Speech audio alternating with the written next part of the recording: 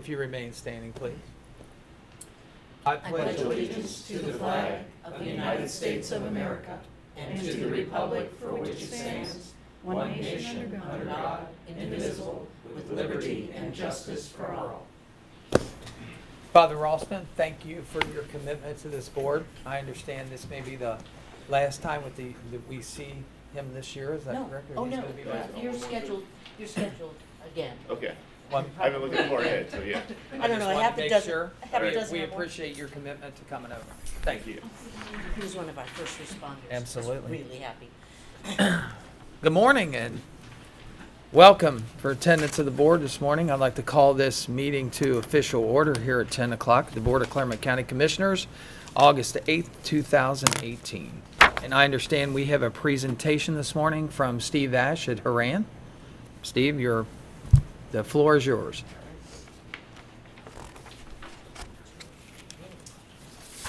Thanks again for having me out. So today we're going to just give you a little bit of a renewal update. So we've met a couple times with HR as well as the Healthcare Advisory Committee, touching on all things benefits and renewals for January 1st of 2019.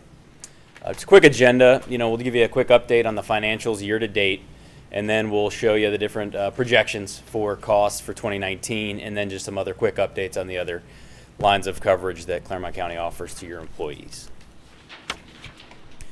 So the following again, I try to show this every time I come out. It's a bit of the eye chart, but it's really just a monthly dashboard just showing how you're tracking compared to our projections. If you look at the bottom right in that yellow section, that's kind of where I like to focus. You are running a little bit higher than where we projected, so you're running at 102%. So again, just 2% above where we had projected last year. So it's a difference of about $80,000. It's still early in the year. This is through April. We do have a few additional months of data, which I'll touch on as well. This is your medical renewal. So obviously this is the biggest spend for Clermont County in regard to the benefits plan. So, last year we did a comprehensive market bid for the medical administration style class. Ultimately, we did move to United Healthcare, UHC, and as part of that bid, they did agree to 2-year % increases over the next couple of years, and that's about $12,000. I have asked UHC if they're willing to come off that 2%, even though it was negotiated last year, just trying to see every little bit counts. So I'm still waiting on an update on that. In regards to Sun Life stop loss, this is your specific stop loss. Sun Life currently is offering an illustrative renewal increase of 15%, which is about $120,000. Again, that is illustrative right now. They're going to want a couple months of additional data to finalize stop loss, like they do every year. And then the aggregate stop loss, or that kind of good night's sleep insurance stop loss, is going up illustrative again 8%, which is about $1,200. It's a lot smaller premium on that portion of the insurance. We are going to conduct a full stop loss RFP. We just want to make sure that we're getting the best rates that are out there. So we'll be doing that. We actually just sent it out to the market last week. So we'll get some illustrative quotes from everybody. Once we get data through July, August, we'll be able to share that with everyone and get final numbers. But the actual market results will kind of tell us where we believe things are going to end up. So from a medical and RX claims projection, so the claims are the biggest part of your spend on the medical, by far. They account for nearly 85 to 90% of total medical spend. So when we looked at this, we first met in the renewal and we had data through May. Claims were projected to only increase 4.1%, so we felt pretty good about it. Overall, when you add in those fixed costs above, we were looking at about a 3.7% increase. Now, unfortunately, we did get June data. Dawn had been tracking this, and we understood that there was some larger claimants in June. And you can see that last bullet. In 1 week, Clermont County actually accounted for $540,000 in medical claims when the norm is about $140,000. So it was over 3 times, the average week. Unfortunately, when we did include June in our projection, the claims were projected to now increase about 8.5%. So that week really, really hurt us. So that's where things stand right now on the overall projections. This next chart, I just kind of give you the full breakdown of each of the various components that are into the renewal. The ones highlighted in gray, those are really the ones that I had talked about in that prior slide. Those are kind of more of the, I guess you would say, standard renewal items. You can see a lot of the other pieces that are added in there. We had those added in last year, such as some UHC credits that they gave us. moving to them. The somewhat premium credit, you've qualified for that last year based on your plan running well. They actually gave you a portion of the premium back, which is a really unique setup. And based on your 2017 plan performance, we do expect the county will receive another check from Sun Life based on, again, the 2017 large claim performance. So again, we're looking at a 7.3% rate now, and the dollar change is about $886,000. On that 540 increase over that 1 week, what were what were the classifications of items in that? Well, I think if I say it, it might give it away a little bit as to what it could be. Probably easy to understand who that could have been, maybe. Okay, understood. Yeah. Understood. You can understand my, Yeah, I- 3 claims. okay, that's all I need to know. There were 3 claims that were I think Yvonne might be able huge, to share. and not one of those claims hit stop loss. Right. Okay, But they're, Yvonne, are they ongoing or not? The 2 are not ongoing. The other one, I'm not sure. Okay. And that 540,000 did not include the prescription drugs. That was just medical. medical. okay. So there was another about $60,000. So it was about $600,000 for 1 week. Got it. So you sure it was June and not July? Yep. I'd probably tell you the July one. July will at least have a stop loss in it. July will hit stop loss. I know that. So that's why you purchase the insurance, and it caps out. So when we develop our projections, we take anything out over stop loss. We don't want to trend that forward. Now that's still going to hurt because that was a big shock hit in July. So Okay. we'll keep things updated. And to Vaughn's point, we know 2 of them are ongoing, which is great. It's fantastic. And the ones that, when you first kind of see something like that, they could become very expensive. So knowing they're not ongoing, that's a big positive. Got it.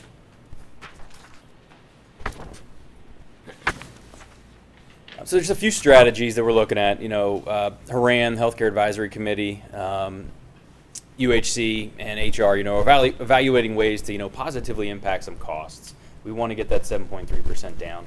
A few of the things that we've talked about, just increasing that Real Appeal engagement. The Real Appeal is that program to help individuals lose weight, not become pre-diabetic, and really keep their health in check. Quick update on that year to date. This was a really cool program that we rolled out January 1st. So this is just with several months of data. March 1st. Yeah, March 1st, so even later. So just several months of data. We have about 175 people that are enrolled. Of those, 86% are high risk for diabetes and cardiovascular disease. Collectively, they've lost about 1,321 pounds just between those 175 people, and that's about a 4% average body weight loss. We were with UHC the other day just evaluating programs and ways to reduce costs, and they said that once you hit 5%, that's when somebody resorts back to not becoming a pre-diabetic, which is huge.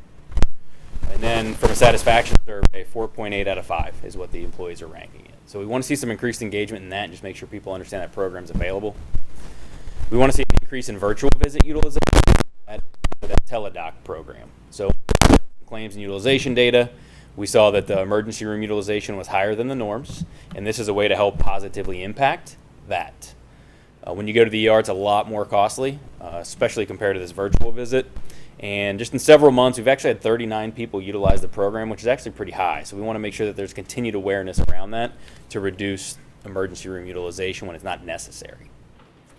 We've talked about a United Healthcare and Christ Hospital bundling program for knee and hips. And essentially what that is UHC negotiated a better rate for any sort of knee and hip replacement directly with the Christ Hospital.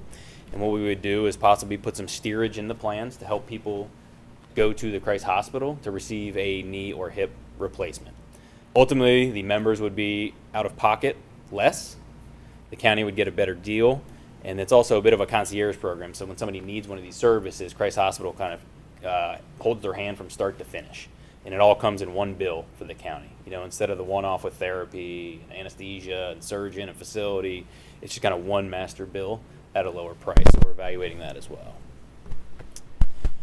One other nice thing is UHC is actually upgrading Clermont County to their Advocate for Me customer service platform at no cost. I mean, not the best way to describe it. A couple of reserves on steroids. It's just a better program with helping people with claim issues and navigating the healthcare system. So that was a nice offer from UHC that we were able to get. We're also looking at aligning the medical plans really closer to UHC norms and more modern plan design structures. So when we changed from Humana to UHC, you know, we'd been with Humana for about 14 years. A lot of the different plan designs were a little older, a little antiquated. So when we moved to UHC, there's been some of the things that have changed. Clermont has done a great job monitoring all these different changes, and we've been trying to make it as easy as possible on employees. We have been making some changes here and there to try to match Humana more closely. But we're continuing to evaluate that just to see if there's anywhere we want to align better with UHC. And then I mentioned before, we will be conducting a stop-loss RFP. The plan had been running really, really well. I know we've had a couple large claimants. Hopefully it's nothing that's ongoing, which will hopefully allow us to capture some competitive quotes on stop-loss and reduce that.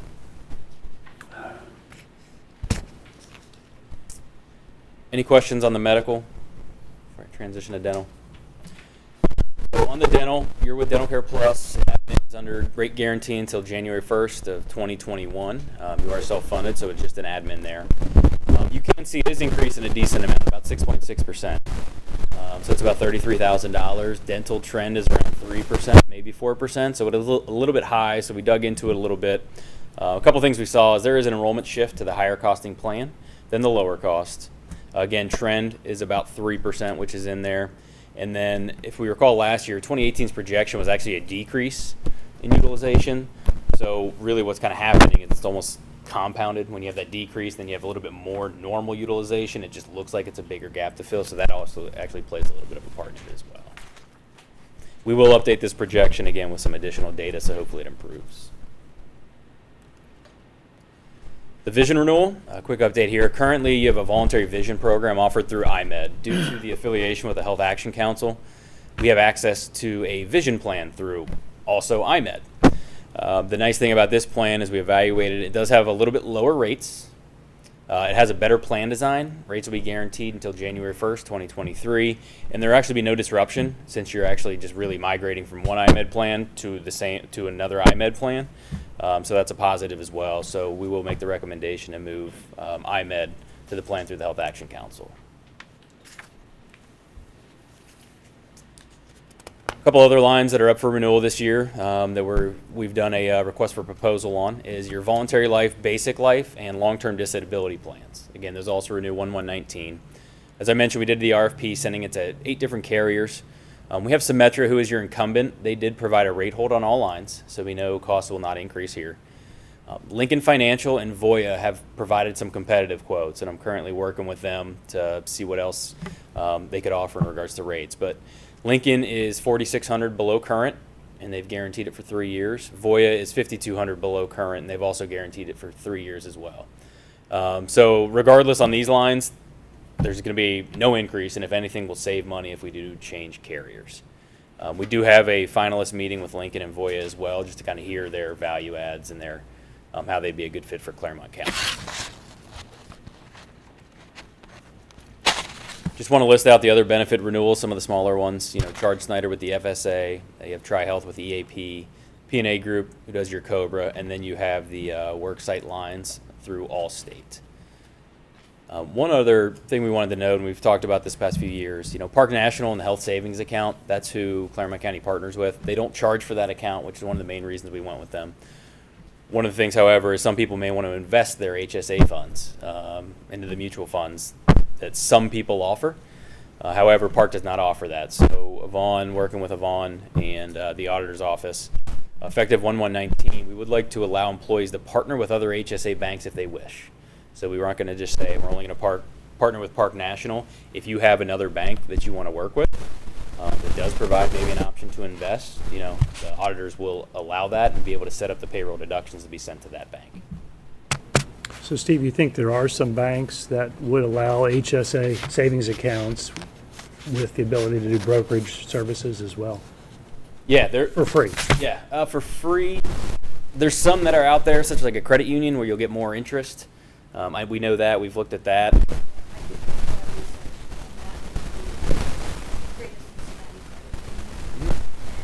They will they have a huge investment program. And all it entails is for anybody that wants to use that to open up a $5 savings account. Once they open up a $5 savings account, that account is then free. And then they can earn investments and they can move that money around as they wish. Yes, there's going to be different options, and banks will do different things. So if you work with U.S. Bank and you may have, a savings account with them, you may be able to negotiate a free HSA through. So there's going to be some different variations.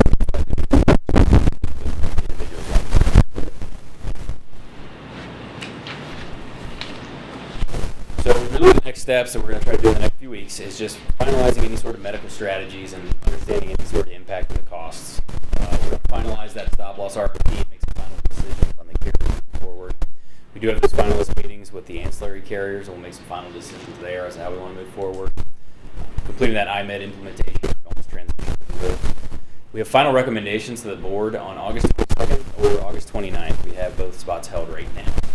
One quick note on that, if we do change stop loss, we won't be able to finalize that until September, just like in the years past. We'll have some very, very close numbers. That's what we're looking for. We do have a benefits fair on October 18th as well. And open enrollment is tentatively set for October 26th through November 12th.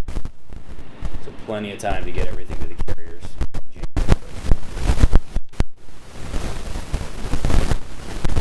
That concludes the presentation. Do you have any other questions?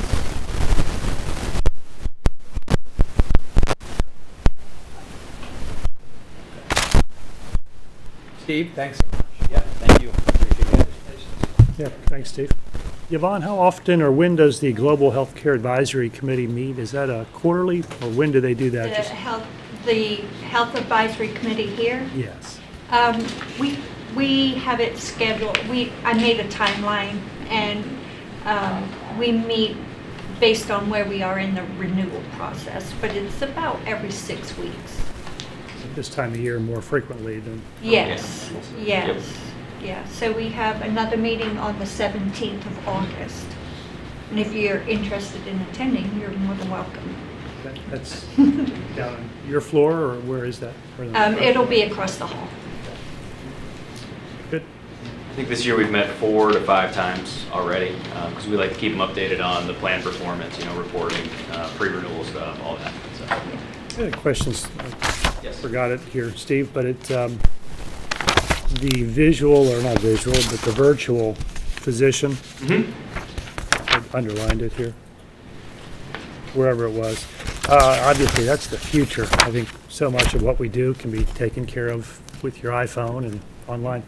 Where is it at today? What are they doing? Is that something they're still talking about? Or are we doing some currently? Or So Anthem was the first to really come out with these virtual visits on the phone a few years ago, and since pretty much all carriers have started offering them, so they're gaining more and more traction.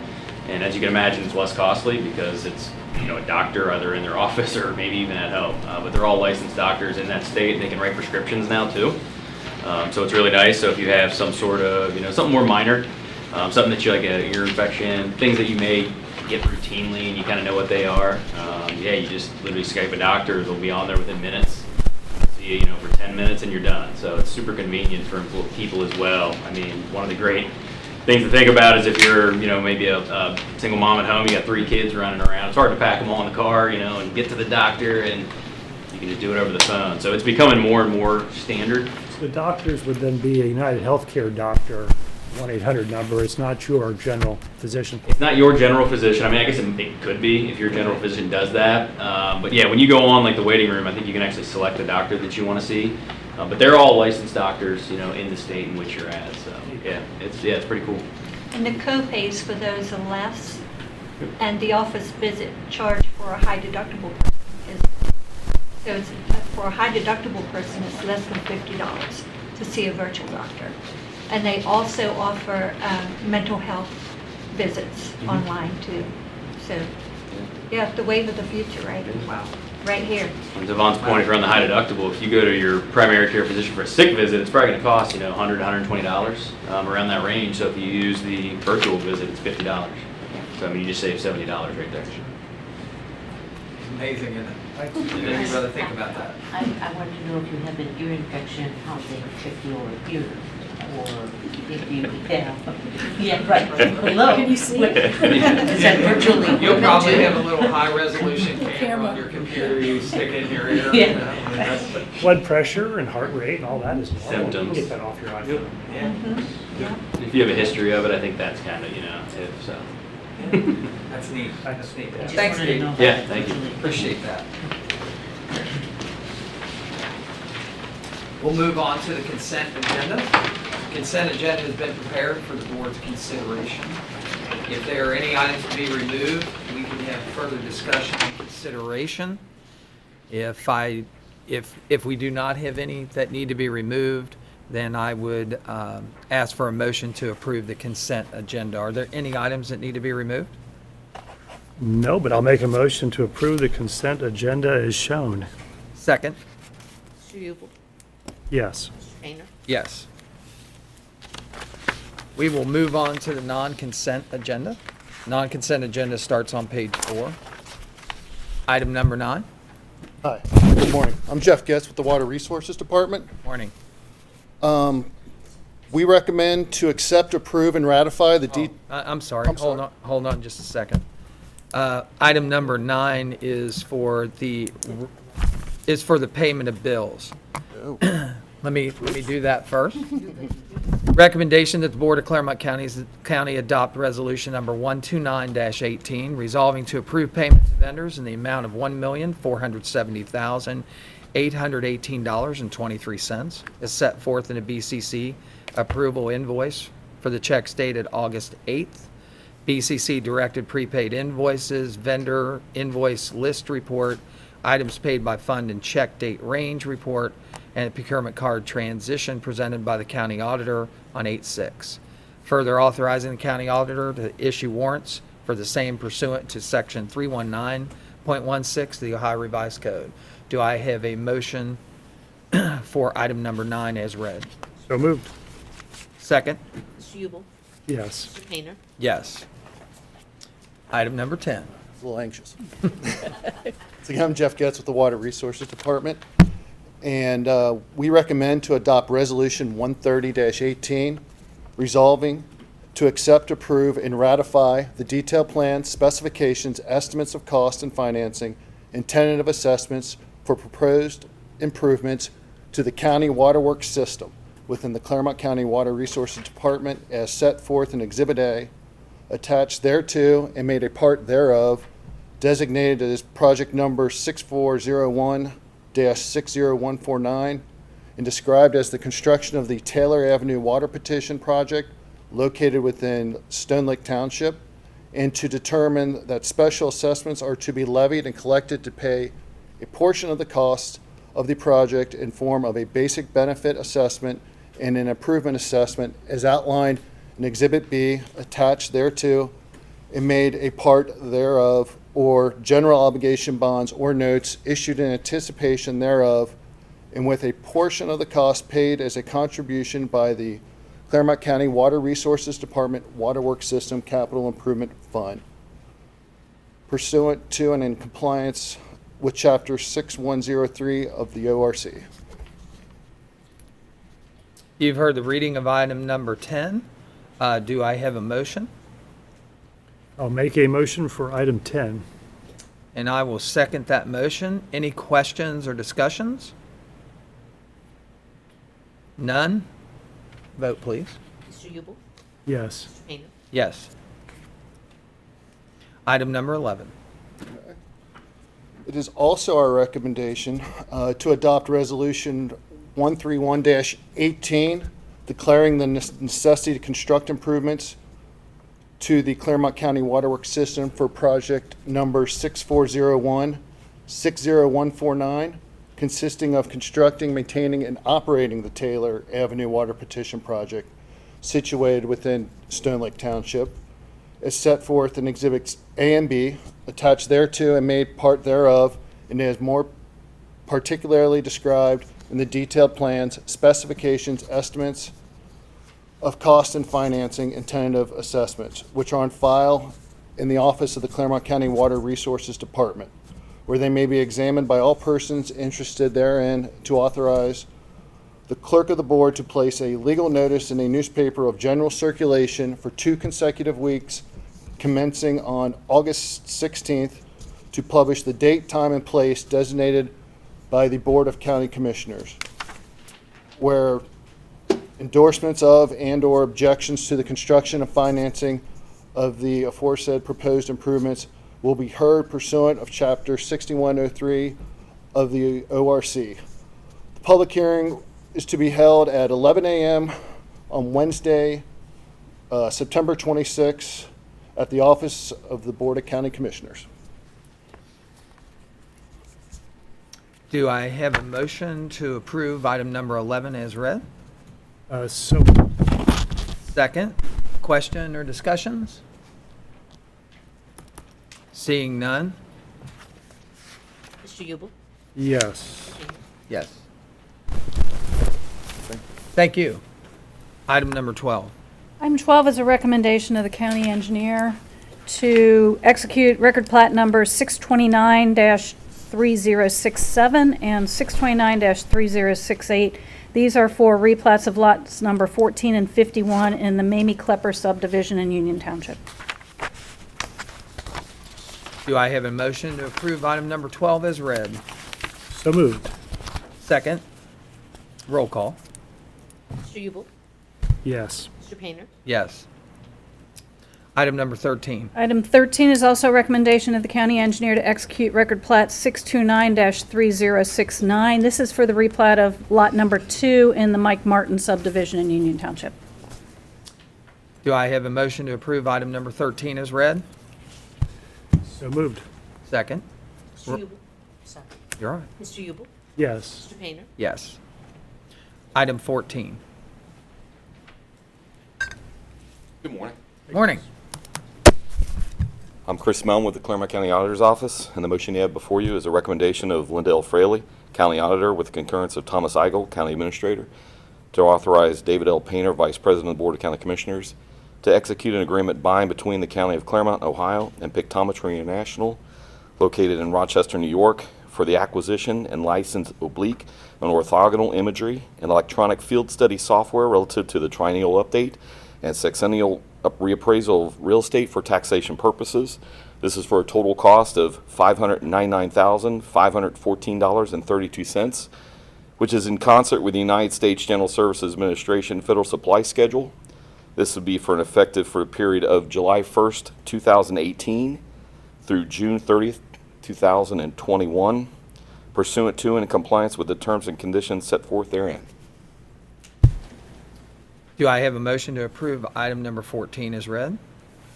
I'll make a motion for item 14. Second, discussion or questions? Chris, can you, just in layman's terms real quick, just talk about what this does and what it is? So what it does is, for our updates that we do and looking at the photographs that were taken from overhead, the orthogonal is where it's coming in from an angle, 45-degree angle, gives us a 360-degree look at all those sides. So we have a picture from above and from a 45 from all the way around, and gives us an opportunity then to really take a good look at it from a desktop perspective to determine, and we can even measure at the desktop at that point as well. And then if we need to, we can go out into the field and just re-inspect if we didn't get enough from the picture, but it gives us a real good look at it for our reappraisal purposes. Obviously, a better look than what you can get from Google Maps, right? They're Google Maps Pro. Yeah. In the $599 price on this, the $599,000, is that a competitive place bid, or is that, how is that number derived? Well, that comes from what we have from the general supply search from GSA. Okay. That's, that's already been negotiated by the federal government, so we just piggyback onto that. And this is this is for 2 flies. So we'll have one that's done that'll actually happen in the end of this year, and then we'll get those photographs that will come in at the beginning of 2019, and then we'll also do the same thing in 2020, coming in 2021. Okay. So I see the triennial update and sexennial update or reappraisals, but how often do we actually incur this cost? We typically do it about every 2 years. Two, okay. Yeah, 2014 to 20, yep.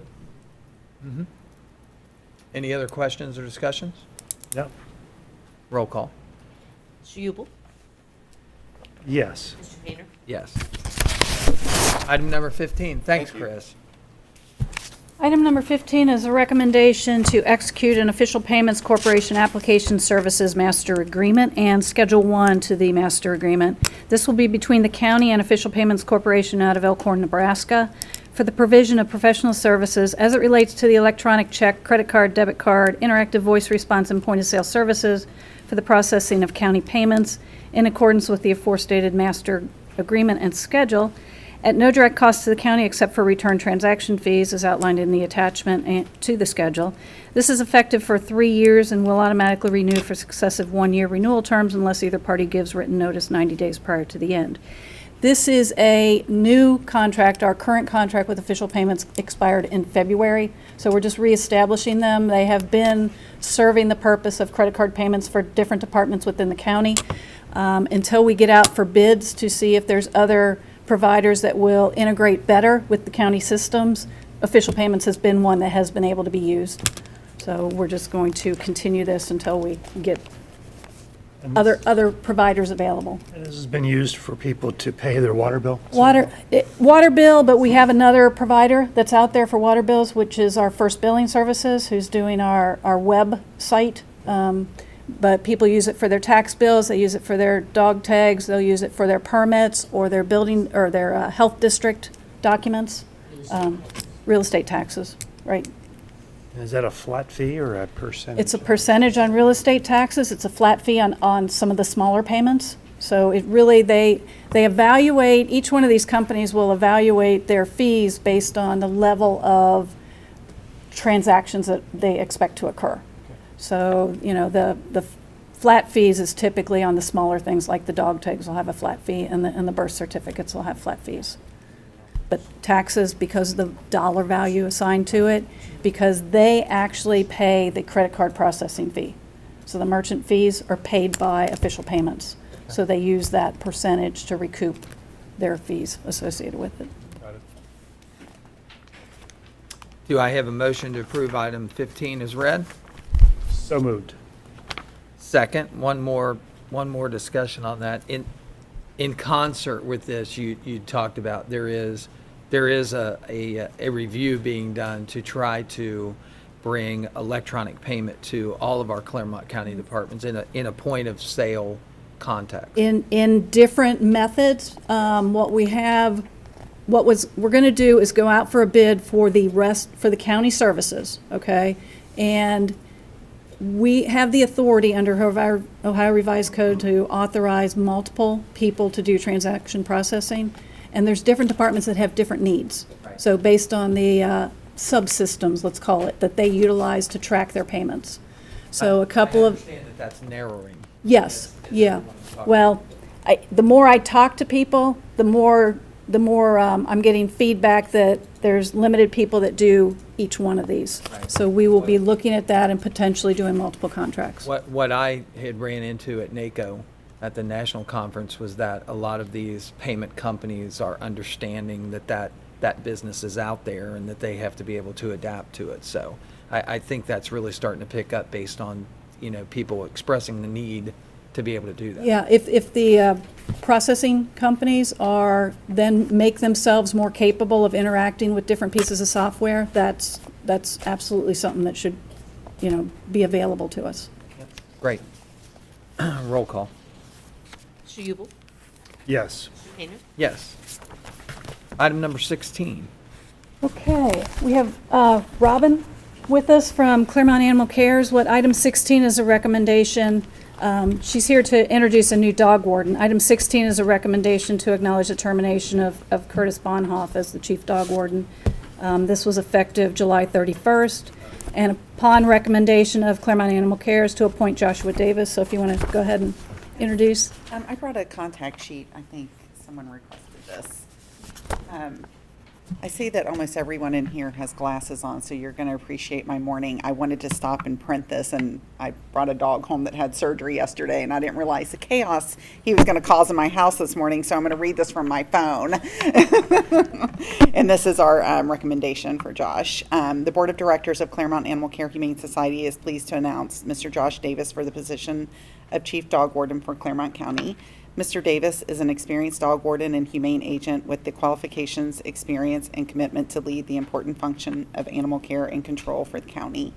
For over 3.5 years, Officer Davis has held the position of Chief Warden of Brown County and has also served Adams County as a certified humane agent.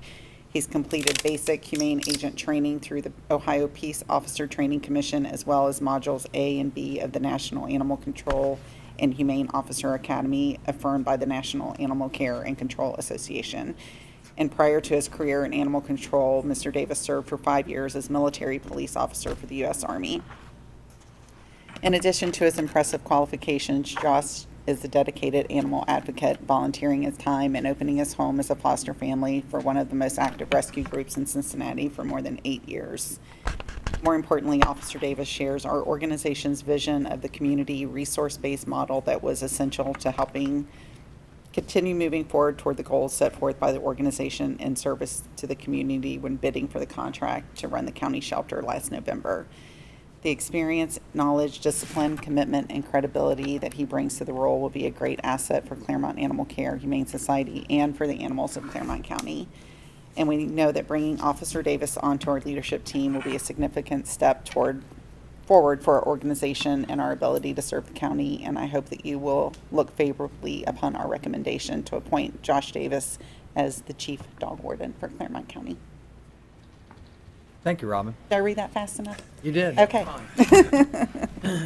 And I'll just take a second here to read item 16 into the record. Recommendation to acknowledge the termination of Curtis Bonoff as Chief Dog Warden for the County of Clermont County, Ohio, effective 7/31/2018, and upon the recommendation of Clermont County Animal Care Humane Society to appoint Joshua Davis as the Chief Dog Warden for Clermont County, Ohio, effective 8/8/2018, pursuant to Section 955.12 of the Ohio Revised Code, and in concert with the operating agreement with Clermont Animal Care Humane Society for the administration of statutory requirements of Chapter 955 of the Ohio Revised Code, entitled Dogs Relative to the Housing, Feeding, Caring for, Destroying, and Disposing of Unlicensed and Stray Dogs within Clermont County, Ohio, for the period of 01/1/2018 through 12/31/2018, previously executed by the Board of Clermont County Commissioners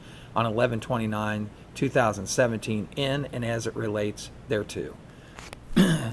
Do I have a motion to approve item 16 as read? So moved. Second. Struble, Yes. Kane, Yes. Mr. Thanks, Davis, Robin. Good luck. Welcome, Josh. Sir, I'll do my best. Welcome, sir. Yes, thank you. All right. Thank you for it. You bet. Yep. We appreciate you. Oh, you're very welcome. Where's home for you? From Clermont County? Should we take a picture? I lived in Brown for a little while, and then I joined the service out of Brown, and then moved to Clermont for a while. Go around, we'll get your picture here. Absolutely, yes, sir. That's like sustainable over there. That just popped up on my, It did mine too. I think that's like that. oh, where do you want me to stand? You're right there. Okay.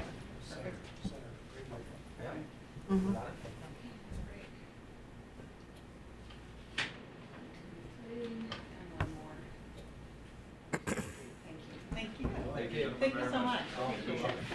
I'm not afraid to. Thank you very much.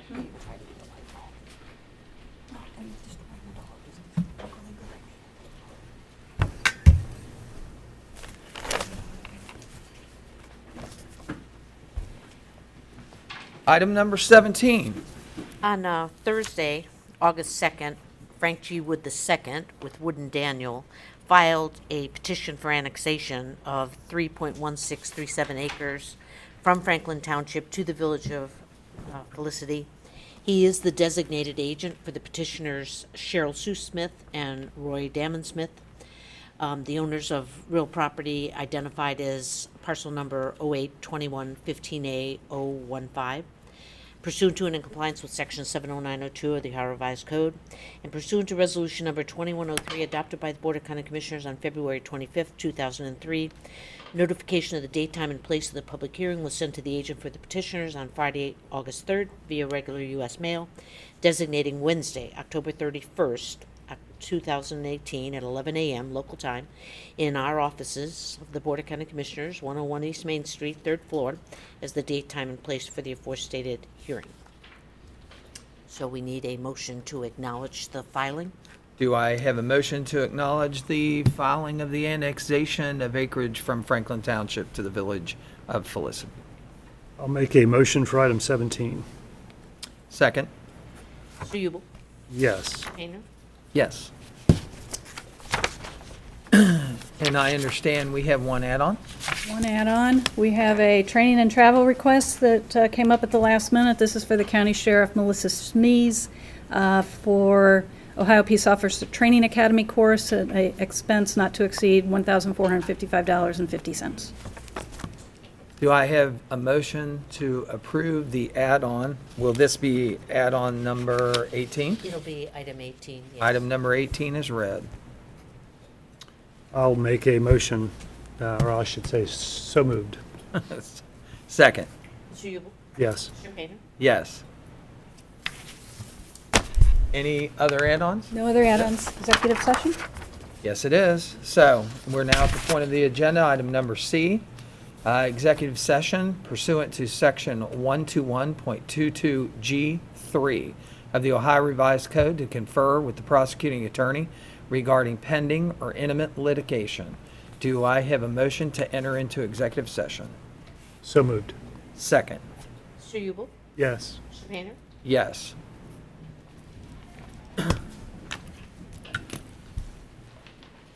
We will move to executive session, and we will resume session shortly thereafter. We are back from executive session. There were no actions taken. We are back in regular session now, and we are at item D of the agenda, public participation. Is there anyone here in attendance today who would like to participate in public participation? Seeing none in attendance, I'll move to the favorite part of the meeting. Do I have a motion to adjourn? I'll make a motion to adjourn. Second? Mr. Ubel? Yes. Mr. Painter? Yes. Thank you for being in attendance today. Have a great day.